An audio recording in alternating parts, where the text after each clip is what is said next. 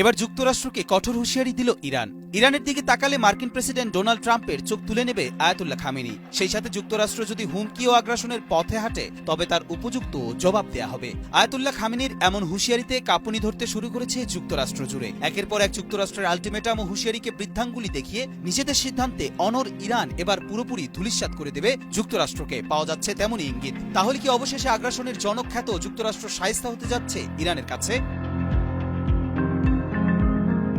মধ্যপ্রাচ্যে উত্তেজনা নতুন মোড় নিচ্ছে। ইরানকে ঘিরে ক্রমাগত চাপ বাড়ছে। বিশেষ করে লোহিত সাগর থেকে শুরু করে ভূমধ্য সাগর পর্যন্ত বিস্তৃত এলাকাটি এখন ইরানের জন্য অনিরাপদ হয়ে উঠেছে।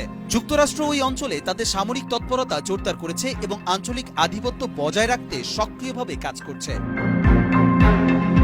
এই প্রেক্ষাপটে যুক্তরাষ্ট্রের সাবেক প্রেসিডেন্ট ডোনাল্ড ট্রাম্প ইরানকে কড়া বার্তা দিয়েছেন। তিনি ইরানের সর্বোচ্চ ধর্মীয় নেতা আয়াতুল্লাহ আলী খামেনিকে এক চিঠিতে সতর্ক করে বলেছেন, আলোচনায় বসতে ইরানের হাতে মাত্র 2 মাস সময় আছে, না হলে সামরিক ব্যবস্থা নেওয়া হতে পারে।